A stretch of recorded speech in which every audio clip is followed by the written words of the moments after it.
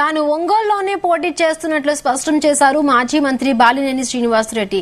Ongole church centre వచ్చిన బాలినేని 2024 ఎన్నికలే తన చివరి ఎన్నికలని ప్రకటించారు. 25,000 మందికి ఇళ్ల పట్టాలు ఇవ్వకపోతే పోటీ చేయనని తెలిపానని, ఇచ్చిన మాటను నిలబెట్టుకుంటున్నట్లుగా తెలిపారు.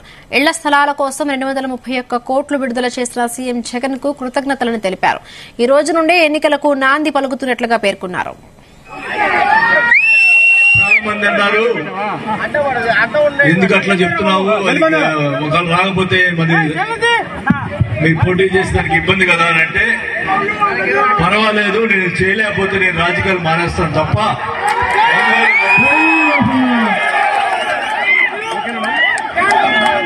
ఏ పరిస్థితిలో ఒంగోలు పట్టాలు ఇవ్వలేకపోతే ఇంకా మనం చేసిన దానికి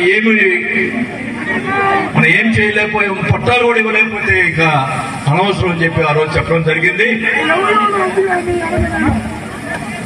మరి ముఖ్యంగా ఈ 25,000 పట్టాలకి 231 కోట్ల రూపాయలు డబ్బులు ఇచ్చినందుకు ముఖ్యమంత్రి గారికి అందరూ కూడా ధన్యవాదాలు తెలియజేసుకుంటా ఉన్నా.